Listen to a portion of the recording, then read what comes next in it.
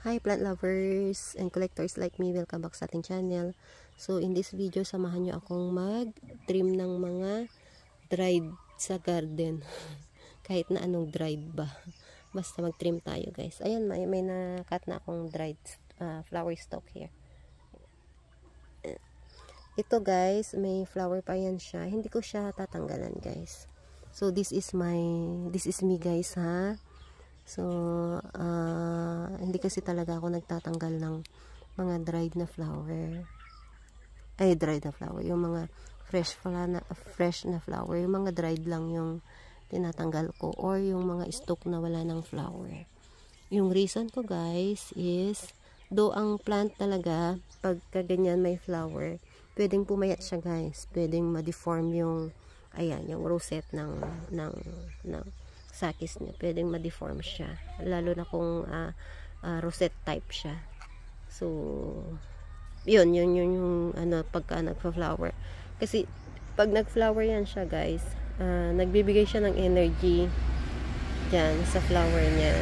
So yun na, kailangan tanggalin mo siya kung gusto mo yung plant mo mag-concentrate sa rosette, sa leaves, at hindi sa flower. Pwede mo siyang tanggalin. Ang reason ko kasi guys, may mga naghahanap buhay na ang kailangan nila is flower. Madrama. Madrama guys. Hindi, kasi guys, may mga bees tayo. Nangangailangan sila ng flower. So, ito kasi, nag-a-attract din ito ng mga sakit-sakit, milis, ganyan-ganyan, or ano. Yan. So, kaya tinatanggal ng mga iba. Pero sa akin lang guys, sa akin lang ito. Hindi ako nagtatanggal guys. Sensya na, hindi talaga ako nagtatanggal. Katulad niyan, hindi ko tinatanggalan. As you can see, itong si Jinjuhi ko, malaki pa rin siya. Kahit hindi ko siya tinatanggalan. Hindi naman siya masyadong pumayat. Yan, sa area ko. At hindi rin masyadong na-deform yung rosette niya, pero may flower siya dyan. So, ayan. So, hayaan ko lang kasi paggabi may mga nangangailangan din ng flower or araw. So, hayaan yung makinabang naman sila. Lalo ng mga bees natin. So, ang tinatanggalan ko is yung mga ganito na guys. Dried na. So, ayan guys, may mga ano siya, nag-a-attract siya ng mga ano. So, kaya tinatanggal ng iba. Pero sa akin, hindi kasi pasaway. Pasaway. Kasi sa sariling reason, yan. Kawawa kasi ang mga bees pag tinanggalan ko. Yan. So, as you can see guys, okay naman yung plant. Yan. Hindi man siya pumayat. Hindi rin ano. So, hayaan ko to. Yan. Para mapahabi naman niya yung mga bees natin. Yan. So, this is my ano. Dami kong ano, ganito na damo dito sa garden ko. Damong benggit yata to. Yan. Yan. So, yan yung mga tinatanggal ko lang sa garden ko guys. So, when it comes to orchids naman, ito pag, ayan, wala nang flower, tinatanggal ko na. So, pwedeng hindi nyo siyang tanggalan guys, kasi itong stalk na to, yung energy niya, pwedeng higupin ng higupin. Pwedeng, kukunin ng plant ulit. So, pwede nyong wag mo nang tanggalin hanggang sa mag-dry. Pero sa akin kasi, tinatanggal ko na para mag-concentrate na lapas siya dyan sa another ano. Yan yung ginagawa ko sa orchids. Yan. So, you can see here.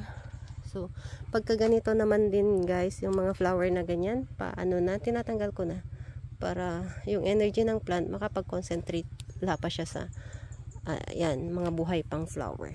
So, tinatanggalan ko na yan siya guys. Yan. So, ito, wala na rin siyang flower. Tanggalin lang natin dito guys. Para makapag-concentrate. Though, yung energy nung stalk na yun, pwedeng babalik pa yan sa mother plant. Hihigupin niya yun. Pero, ayaw ko nang anuhin. OC kasi may pagka-OC. Dito. Yan guys. Tinatanggal ko na to guys.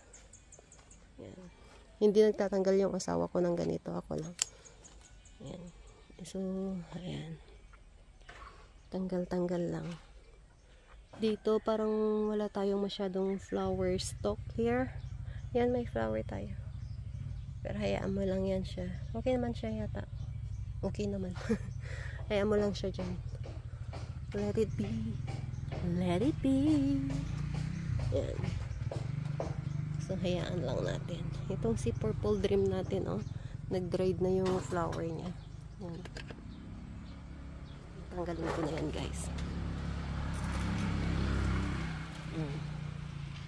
Para mag-concentrate na siya.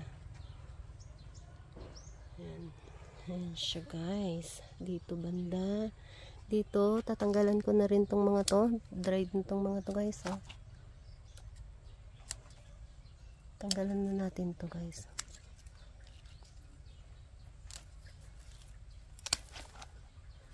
Para makapag ano na siya ulit. Ano na lang to. Kalat-kalat na lang natin siya dyan. Yan.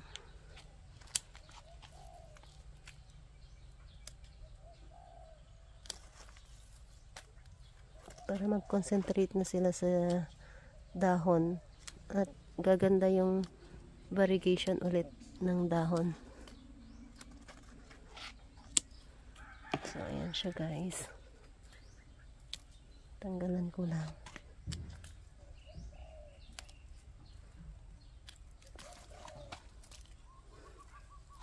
Walisin na lang pag may time. May time ang asawa ko pag walang time. This is angin, guys. You see? May angit. May angit. She's pregnant now, guys. Yan, guys. Pregnant na. Diba, guys? Ayaw niya. Pregnant na. Pregnant na siya. Ayaw niya, guys. Ayan siya. Ayaw niyang ipahawak yung preggy chat niya, guys. Ayaw niyang ipahawak yung preggy tummy niya, guys. Ayaw niya, guys. Nangangagat siya, guys. This is angin, guys. Our angi. Our angi. Enough na, angi. Enough na. Enough. Bye-bye. Enough, guys. Ayan,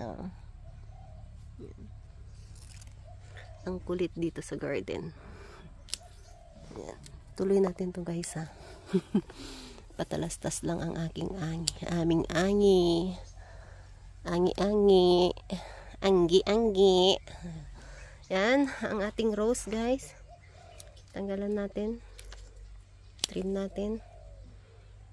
Para dadami yung flower. Yan. So, ginaganito ko ang aking rose, guys. Para dadami yung sanga. At magpa-flower ulit.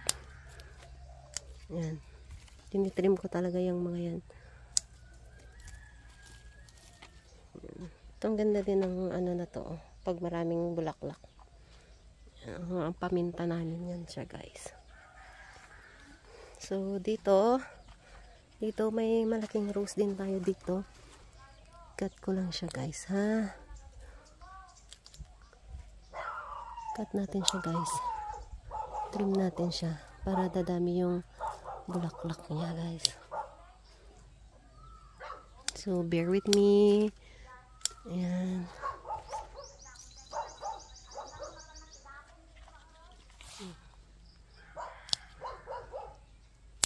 Ayan. Ayan siya, guys. Cut lang. Kung gusto nyo magkaroon ng maraming flower, trim. And trim lang, guys. Trim. Huwag matakot mag-trim ng mga for more flowers.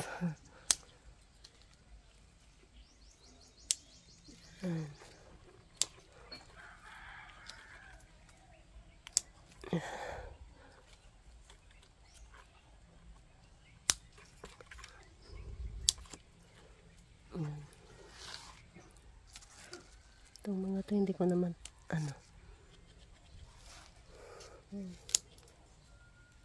Ayan. So, ayan, na-trim na natin yan. Walk-walk lang tayo sa garden. Lakad-lakad lang. Tapos ito guys, may flower stalk na rin na paubos na. Tanggalin na. Yun, paumpisa pa lang. Hayaan mo yan lang yan siya. Ito rin, tapos na rin. Tanggalin na. Yan, ito, buhay pa naman. Tanggalin yung patay. Ito, mga orchids ko guys, pagka ganito yung dahon, kinakat ko na. Yan. Kakat din ako. Yan guys, flower stalk. Yan. Ito guys, flower stalk. Cut natin. Ito, kikita niyo yung dahon niya na tanggalin mo lang. Ang tangkad. Yan. Tanggalin lang natin yan siya. So, ayan guys, orchids na tanggalin natin. Buhay pa naman to. Let it be. Ayan. Tanggalan lang ng yung mga patay. Dito. Ito, tanggalan natin to. Yung mga yan. Tinatanggal ko na yung mga ganyan guys. Minsan yung mga malutong na dahon, yun yung tinatanggal ko minsan. Pero minsan, hindi ko na inaantay na maging malutong. Ayan, buhay pa. Ito patay na to. Tanggalin na. Ayan. So, sa taas guys, ito. Tanggal. Ayan. Mga buhay pa ang stalk. Hayaan ko lang. Ayan ko pa. Ito guys, nakikita nyo. Nagkakaganyan ang mga orchids ko. Ang ginagawa ko. Ayan. Cut. Ito rin. Tingnan nyo guys. Nabubulok. Cut. Kaya nakikita nyo may mga cut ang mga dahon ng mga orchids ko. Ganyan. Ito guys. Kikita nyo yan. May yung dahon. Kinakat ko yan. Para hindi siya mag-multiply. Yan. Nagsimula yung sakit na yan nung guys. Nung tawag nito. Nung tinanggal namin yung nets. Tapos nasunog sila. Hanggang ngayon, paulit-ulit na lang yung sakit na yan. Kahit na i-spray kami ng anti-fungus. Paulit-ulit ng mga yan. Yan.